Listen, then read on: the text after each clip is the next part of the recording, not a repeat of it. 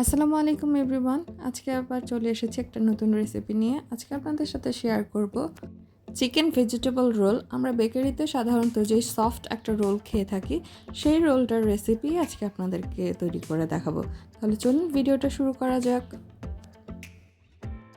Recipe শুরুতে আমি কিছু প্রিপারেশন করে নিয়েছি। এখানে 2টা চিকেনের ব্রেস্ট আমি সিদ্ধ করে নিয়েছি, একটু পরিমাণ লবণ, গোলমরিচের গুঁড়ো এবং আদা রসুন বাটা দিয়ে, এবং সিদ্ধ করার পরে ঠান্ডা করে আমি একটু শ্রেডেড করে নিয়েছি। এখানে আমি নিয়েছি চিকেনটা সিদ্ধ করা যে স্টকটা, সেই স্টকটা আমি ফেলে দিইনি। সেই স্টকটাতেই আমি একটা মিশ্রণ তৈরি করে নেব কর্নফ্লাওয়ার দিয়ে। আমি এখানে 1 টেবিল চামচ পরিমাণ কর্নফ্লাওয়ার অ্যাড করে দিচ্ছি। এখন কর্নফ্লাওয়ারটাকে চিকেন স্টকের সাথে একটু ভালো করে মিক্সড করে নেব এবং একটা সাইডে রেখে আমি চিকেন রোলের মূল ফিলিংটা রান্না করার জন্য চলে যাব। আমি একটা বড় পাতিলা নিয়ে নিয়েছি। আজকে যেহেতু আমি বেশ কিছুটা পরিমাণ চিকেন রোল তৈরি করব এবং এগুলো ফ্রোজেন করে রেখে দেব, তাই আমি একটু বেশি পরিমাণেই রান্না করছি। আপনারা আপনাদের পরিমাণ মতো রান্না করে নেবেন। প্রথমে আমি প্যানে 1 কাপ পরিমাণ তেল দিয়ে নিয়েছি এবং দিয়ে দিয়েছি 1 কাপ পরিমাণ পেঁয়াজ কুচি। পেঁয়াজটা একটু হালকা ট্রান্সলুসেন্ট হওয়ার পরে আমি এখানে কিছু সবজি অ্যাড করে দিচ্ছি। আমি আজকে সবজি ব্যবহার করেছি ফুলকপি, আলু, গাজর, সিম। আমি এখন এই সবজিগুলোকে একটু ভালো করে মিক্সড করে নিলাম। এখন এখানেও দিয়ে দিচ্ছি পরিমাণ মতো লবণ। লবণটা দিয়ে দেওয়ার ফলে সবজিটা দ্রুত সিদ্ধ হয়ে যাবে, তাই আমি প্রথমে লবণটা অ্যাড করে দিচ্ছি। তারপরে দিয়ে দিচ্ছি স্বাদ মতো লাল মরিচের গুঁড়ো এবং দিয়ে দিচ্ছি বেশ কিছুটা পরিমাণ কালো গোলমরিচের গুঁড়ো। আরও অ্যাড করে দিচ্ছি জিরে এবং ধনিয়ার গুঁড়ো। এখানে জিরে এবং ধনিয়ার গুঁড়োটা মিক্সড করা আছে, এখানে টালা জিরে এবং ধনিয়ার গুঁড়ো অ্যাড করে দিয়েছি। এখন সবগুলো গুঁড়ো মশলাকে একটু এই সবজিটার সাথে ভালো করে মিক্সড করে নেব। মশলাগুলো ভালোভাবে মিশিয়ে নেওয়া হয়ে গেছে। এখন আমি এখানে অ্যাড করে দেবো 1 চা চামচ করে আদা বাটা এবং 1 চা চামচ করে রসুন বাটা। আদা রসুনটাকেও সবজির সাথে একটু ভালো করে মিক্সড করে নেব। আদা রসুন ভালোভাবে মেশানো হয়ে গেছে। এখন এখানে অ্যাড করে দিচ্ছি বাঁধাকপি কুচি। আমি একটু ফাস্ট ফরওয়ার্ড করে দেখিয়ে দিচ্ছি, যেহেতু ভিডিওটা একটু লং হবে। আমি সম্পূর্ণ প্রসেসিংটা আপনাদের সাথে শেয়ার করব। আপনারা যদি চিকেন খেতে পছন্দ না করেন, তাহলে আমার যে স্প্রিং রোলের রেসিপিটা আছে, সেই ফিলিংটা দিয়েও এই রেসিপিটা তৈরি করে নিতে পারেন। এখন এই সবজিটাকে আমি এক সাইডে সিদ্ধ হতে দেব এবং অপর সাইডে আমি কিছুটা পরিমাণ নুডলস সিদ্ধ করে নেব।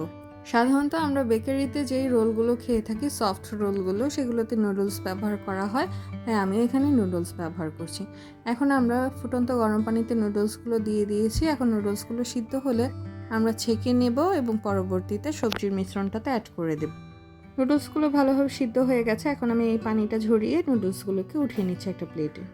নুডলসটাকে এখন উঠিয়ে একটা সাইডে রেখে দেব। এখন আমি সবজির বাকি প্রসেসিংটা করব। সবজিটাও বেশ অনেকটা পরিমাণে কমে এসেছে, রান্না হয়ে এসেছে। ভালো করে একটু নেড়েচেড়ে মিশিয়ে নিচ্ছি এবং এখন পরবর্তী উপকরণগুলো অ্যাড করে দিচ্ছি। প্রথমে অ্যাড করে দিচ্ছি সিদ্ধ করে রাখা চিকেনটা। নুডলসের যে টেস্ট মেকারগুলো ছিল, সেগুলো এখানে অ্যাড করে দিয়েছি। আরও অ্যাড করে দিচ্ছি 2 টেবিল চামচ পরিমাণ সয়া সস। এখন সবগুলো উপকরণ একটু ভালো করে মিক্সড করে নেব সবজিগুলোর সাথে। ভালো করে মিক্সড করা হয়ে গেছে। এখন সিদ্ধ করে রাখা নুডলসটাও অ্যাড করে দিচ্ছি।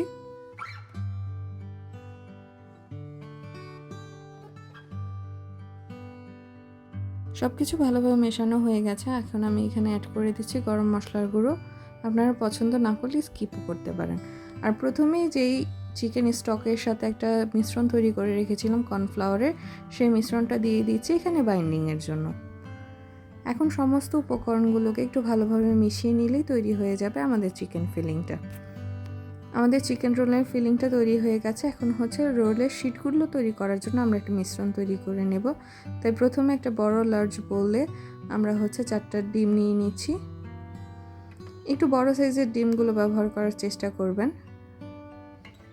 ডিমগুলোকে ফাটিয়ে নিলাম। এখন এক এক করে উপকরণ দিয়ে নেব আর একটা ব্যাটার তৈরি করে নেব আমাদের শিটগুলো তৈরি করার জন্য। প্রথমেই দিয়ে নিচ্ছি স্বাদ মতো লবণ। লবণ দিয়ে এখন ডিমগুলোকে খুব ভালোভাবে একটু ফেটে নিতে হবে। ডিমগুলোকে ভালোভাবে ফেটে নেওয়া হয়ে গেছে। এখন আমি ব্যাটার তৈরি করার জন্য পানি অ্যাড করে দিচ্ছি। প্রথমে আমি 2 কাপ পরিমাণ পানি এখানে অ্যাড করে দিলাম। ডিমের মিশ্রণের সাথে ভালোভাবে পানিটা একটু মিশিয়ে নিলাম। এখন এখানে অল্প অল্প করে আমি অ্যাড করতে থাকবো 4 কাপ পরিমাণ ময়দা। আমি টোটাল আজকে যে পরিমাণ ময়দা ব্যবহার করব, তার পরিমাণটা 8 কাপ পরিমাণ এবং পানি ব্যবহার করব 4 কাপ পরিমাণ। যেহেতু আমি একটু বেশি পরিমাণে তৈরি করছি, তাই আপনাদের বোঝার সুবিধার্থে রেশিওটা একটু আলাদাভাবে বলে দিচ্ছি। যেমন একটা ডিমের জন্য 1 কাপ পানি এবং 2 কাপ ময়দা আপনারা ইউজ করবেন, তাহলে আপনাদের ব্যাটারটা পারফেক্ট হবে।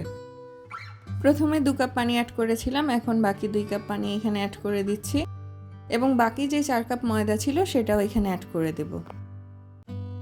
প্রথমে পানিটাকেই ব্যাটারের সাথে ভালোভাবে একটু মিশিয়ে নিলাম, না হলে লাম্পস তৈরি হয়ে যেতে পারে। এখন ময়দাটা একবারে মেপে দিয়ে দিচ্ছি। এখন আবারও একটু সময় নিয়ে এই ব্যাটারটাকে তৈরি করে নিতে হবে। দেখতেই পাচ্ছেন ব্যাটারটা ভালোভাবে তৈরি হয়ে গেছে। এখন কোনো প্রকার যাতে লাম্পস না থাকে সেই কারণে ব্যাটারটাকে আমি একটা চিকন চালনির সাহায্যে একটু ছেঁকে নেব। ছেঁকে নেওয়ার মূল কারণ হচ্ছে যাতে আমাদের শিটগুলো খুবই স্মুথ হতে পারে সেই কারণে, এবং যাতে কোনো প্রকার লাম্পস এই ব্যাটারটাতে না থাকে। সম্পূর্ণ ব্যাটারটাকে আমরা চালনির সাহায্যে ছেঁকে নেব এবং পরবর্তী স্টেজে চলে যাব রোলের শিটগুলো তৈরি করার জন্য।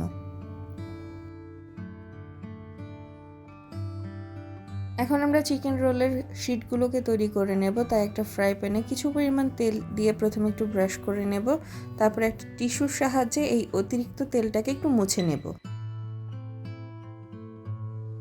আমরা যেভাবে পাটিসাপটা পিঠার জন্য আমরা উপরের লেয়ারের শিটটা তৈরি করে থাকি, সেম একই প্রসেসে আমরা এই রোলের শিটটাকে তৈরি করে নেব। আপনারা চাইলে যদি মুচমুচে শিট পছন্দ করেন তাহলে আমাদের স্প্রিং রোলের ভিডিওটা দেখতে পারেন, সেই ভিডিওতে মুচমুচে শিটের রেসিপিটা দেওয়া আছে। ফ্রাই প্যানে পরিমাণ মতো ব্যাটার দিয়ে আমি শিটটাকে ছড়িয়ে নিয়েছি। এখন একটা পিঠ যখন একটু ট্রান্সলুসেন্ট হয়ে যাবে তখন আমি একটা স্প্যাচুলার সাহায্যে উল্টে দেব, যাতে অপর পাশটাও ভালোভাবে সিদ্ধ হয়ে যেতে পারে। অপর পিঠ ভালোভাবে হয়ে আসলে আমরা এই শিটটাকে তুলে নেব। সেম একই প্রসেসে বাকি সবগুলো শিটকে তৈরি করে নেব। আমার একটা শিট তৈরি হয়ে গেছে, আমি ফ্রাই প্যান থেকে তুলে নিচ্ছি।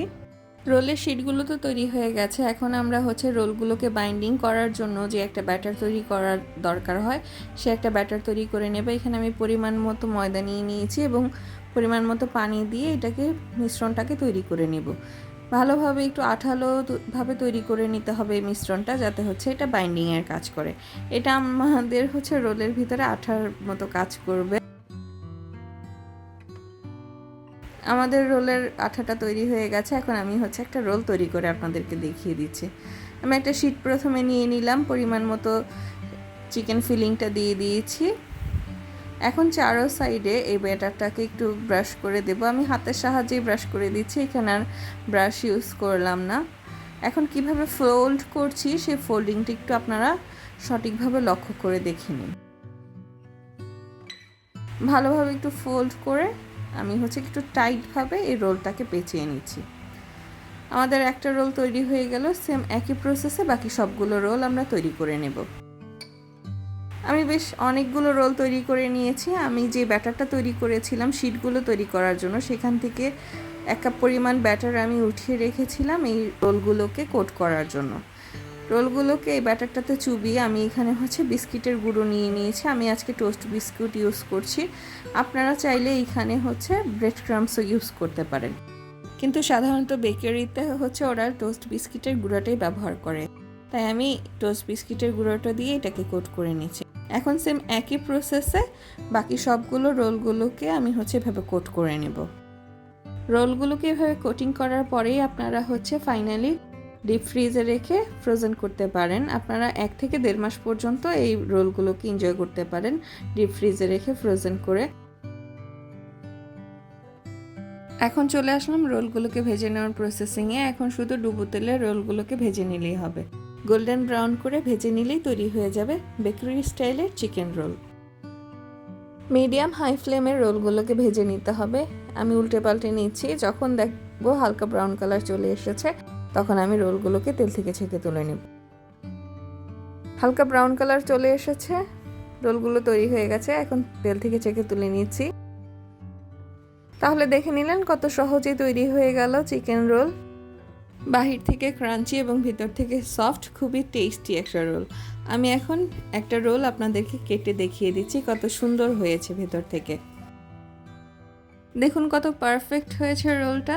আপনারাও আশা করি সেম রেসিপি ফলো করে যদি রোল তৈরি করেন আপনাদের রেসিপিটাও পারফেক্ট হবে।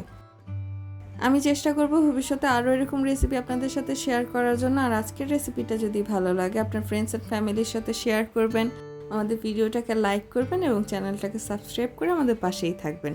তাহলে আজকের মতো বিদায় নিচ্ছি, চলে আসবো আবার নতুন কোনো রেসিপি নিয়ে। সবাই ভালো থাকবেন, আল্লাহ হাফেজ।